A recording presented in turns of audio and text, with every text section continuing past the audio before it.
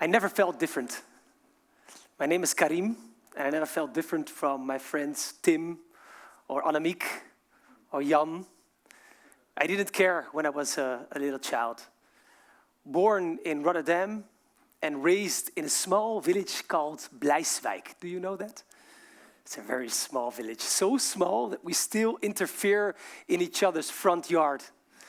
Do you know that kind of village? I love it, actually. I never felt different until the moment I was 12 years old. It's a very important age for the educational system that we have in the Netherlands. Let me take you with me in my journey.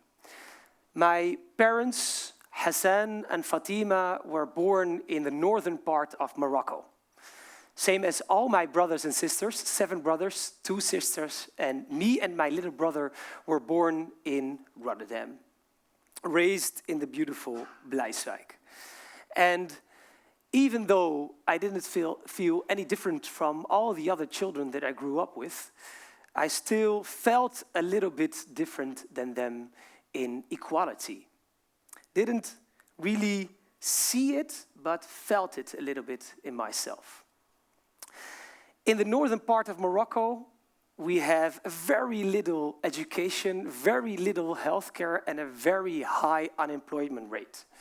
So my parents thought it would be better for the children to go to another place where there would be more equality for the children, more chances of equality in opportunities in education. And that's what they did. They came to the Netherlands, had me and my little brother. And at the age of 12 years old, in the Netherlands, we do something that's called the IEP test. And back in the days, it was called the CITO-toets. And it determines a big part of where you go in your career and what your future is going to be about. And I had a great 8 years in the primary school that I went to.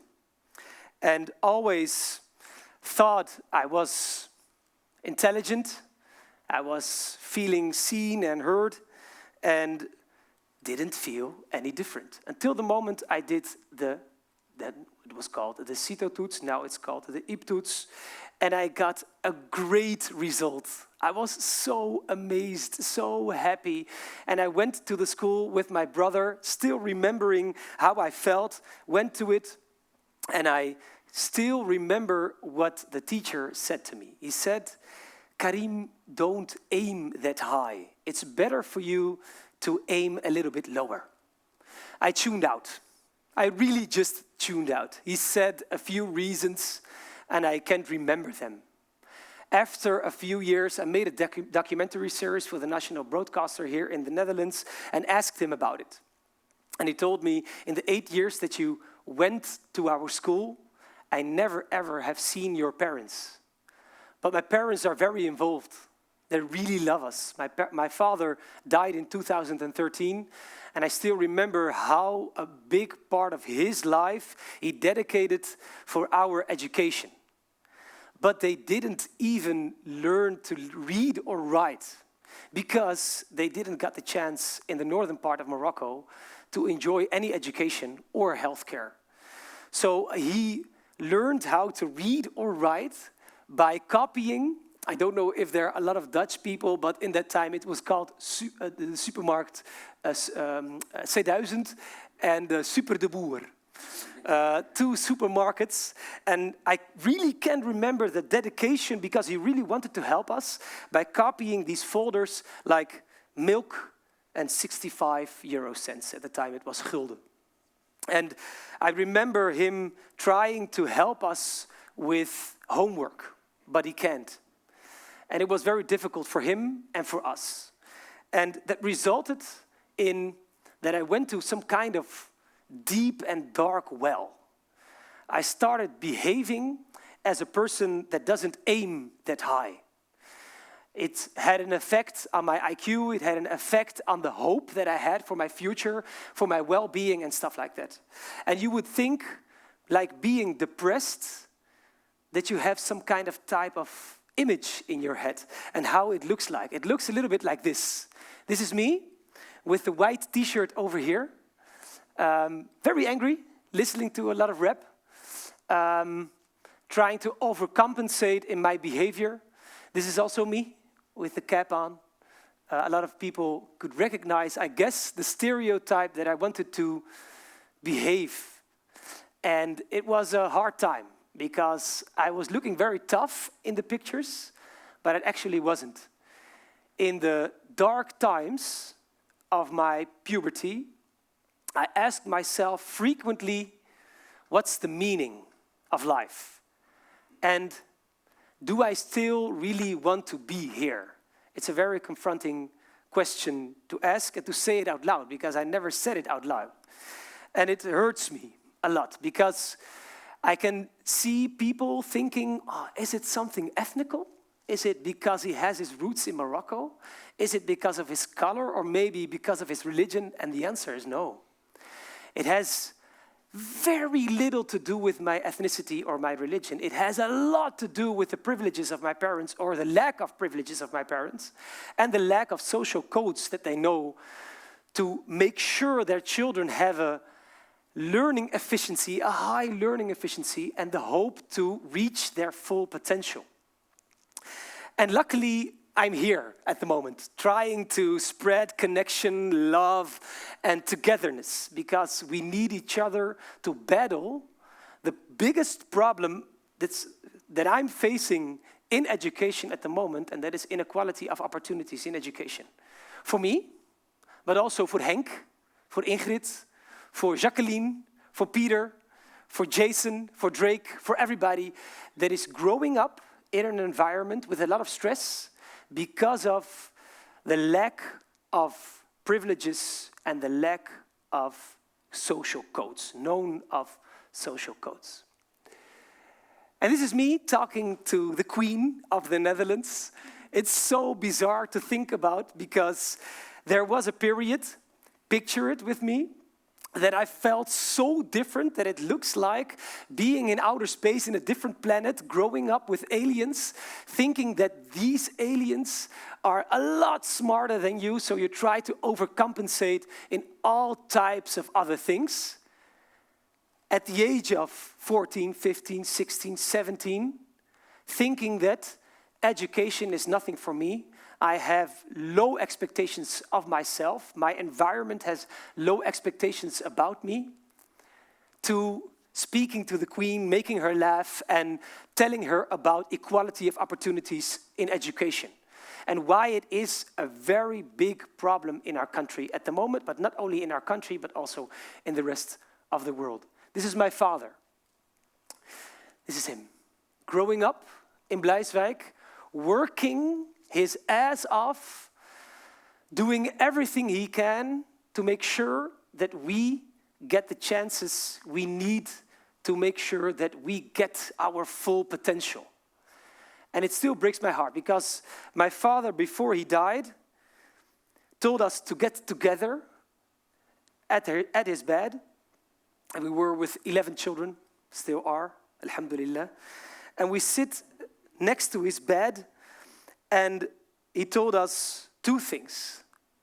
One of them broke my heart, really did, because he said, I still remember the times that we would get together and you would make jokes about us, not understanding what you were saying.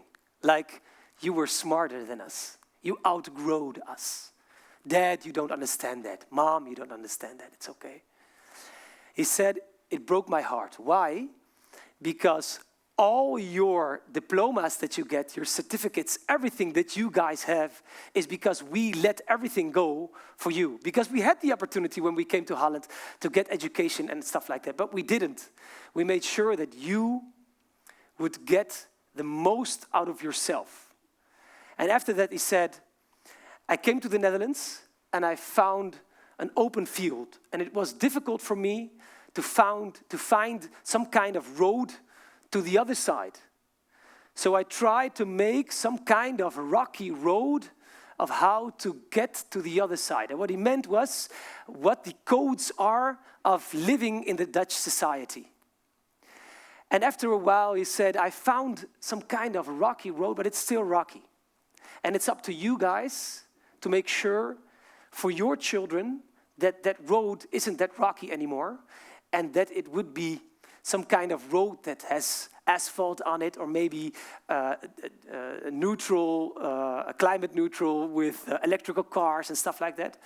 But it is important for you guys to make sure that this path would be better for these children. So you have a task. And I felt it in my heart to make sure that I would take that upon me to do that. But what is the inequality of opportunities in education?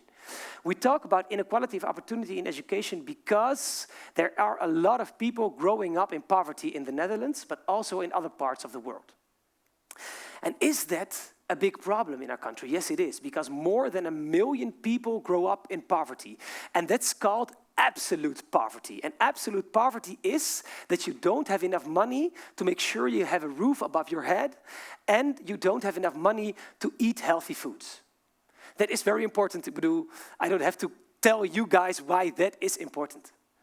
But next to that, we have not only absolute poverty, we also have relative poverty.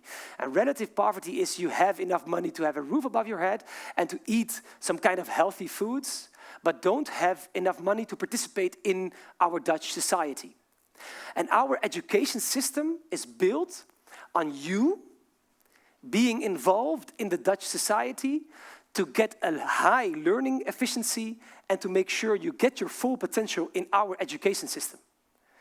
Let me make it clear, a disclaimer. Nobody gets into a career of education, no teacher assistant, nobody in education gets a career in education to bully children. It's because they love these children. But we know at the moment that the system is broken. It's broken for a lot of children that grow up in poverty, absolute poverty and relative poverty. And that's a big part of our country. And what is the result? The result is children grow up with poverty, absolute and relative, and they have parents that love them but don't read them before bedtime. And that's a very big part of nurturing your child to make sure that they have a high learning efficiency. They don't go to theaters or museum. They grow up in a society, in a neighborhood with low expectations about them. Don't aim that high. School isn't for us. Let's start working when we are young, stuff like that. And we grow up in some kind of belief of meritocracy. Like, when you work hard, you would get there. It's a remark that you hear a lot in Holland. Als je hard genoeg werkt, kom je er wel. And that's very bizarre because it's not true. But what the result is if you don't get there, it means you didn't work hard enough. So it makes sure that you feel desperate and you have low expectations about yourself because you didn't get there, you didn't work hard enough, and you didn't get the chance to make sure you get your high potential. If you grow up in stress, it makes sure that we have a big problem. These are Dutch articles. The first one, if you want to know, do we have a big problem? Yes, we have. The right one is 200,000 Dutch people in the next 5 years will become millionaires. It's a lot. This was the summer of 2023.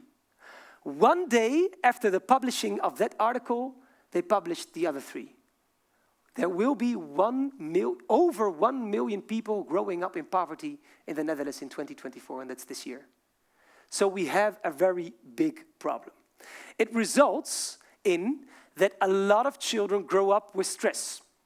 SAO, Socio-Economic Onderzoek, Socio-Economic Research in The Hague, did a research on how big is the stress with children. We see that 1/3 of the children of the age of 8, 9 years old are stressed and have a household that is stressed. And we know that when you have a stressful household, it makes sure you don't get the opportunity for a high learning efficiency. We also see that schools with higher rates of relaxation, that they get higher results.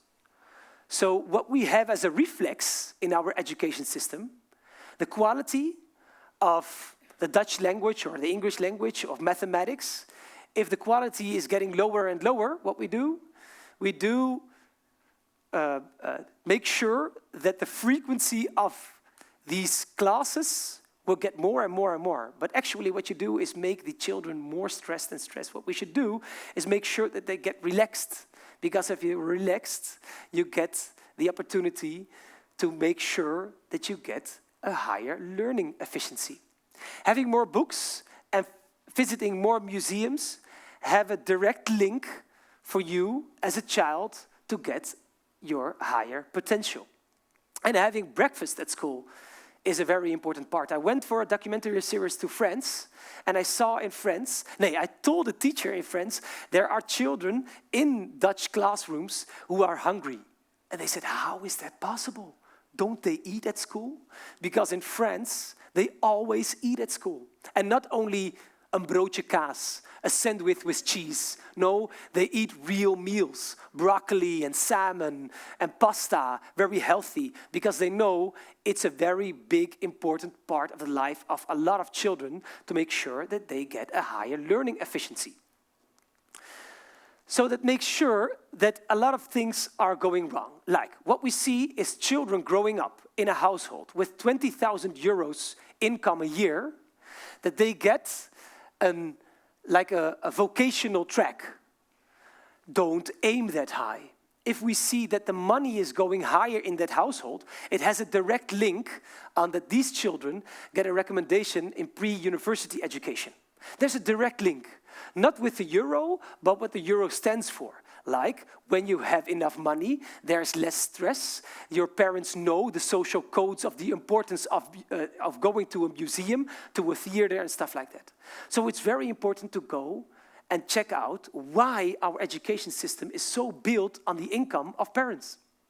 What we also see is that if stress goes up, the learning efficiency goes down. When relaxation in schools go up, the learning efficiency of children goes up. So it isn't very difficult mathematics. It's very easy. More relaxation, higher expectation of children will get children to a higher learning efficiency. And why is it important for us to make sure that we get, as a society, more equality in education? Now, we see that shadow education is going up. As a Muslim quoting the Bible, the Matthew effect is growing up. Richer are getting rich, poorer are getting poor. The self-fulfilling prophecy, something that I would like to end with, because it still has an effect on me. My parents, who they are, and which kind of neighborhood that they grow up. The selection moment at 12 years old, a lot of children aren't ready for that kind of big test that determines a lot of your future. The educational segregation.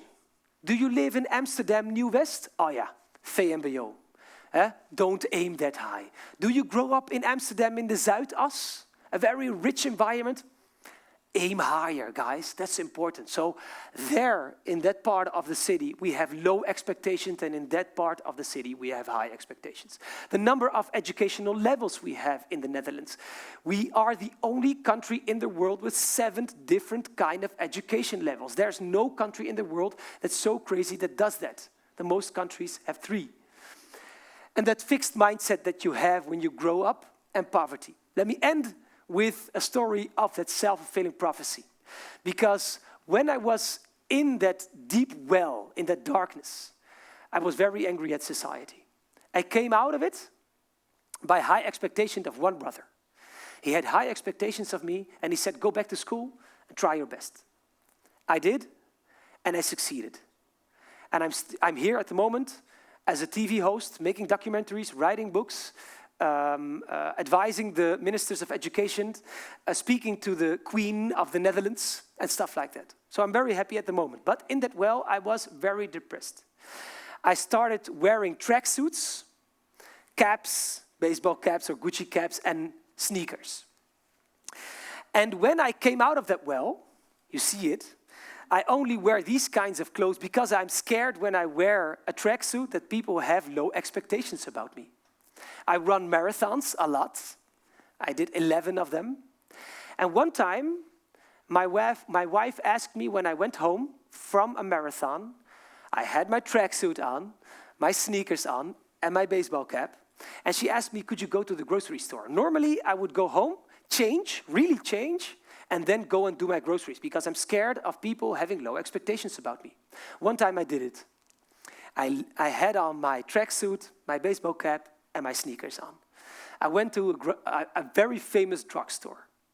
I went in, and picture this. I had that basket in my arm, starting putting things inside of that basket. And from the moment that I get in that drugstore, I felt the eyes of the employees. They were following me, checking out what I was doing, what I was putting in my basket. And I was so angry. I don't know if you know these mirrors that you can watch in a different kind of aisle. She was watching in that mirror, and I was seeing them, and her eyes were burning in my back. And I was so angry. Finally, I put on a tracksuit, went on doing groceries, and it happened. I went to her, and I was so angry, and I said to her, do you really think I would steal stuff from €1? And she was so ashamed, and she said, I'm sorry, sir. I recognized you from TV, and I read your book. So this self-fulfilling prophecy of that victim role is still inside of me. And I really, really want everybody to know that education is the most important institution of our country, and the teachers and teachers' assistants and everybody who's working in education is the gold of your country. Invest in them, and then we will have equality of opportunities in education. Thank you very much.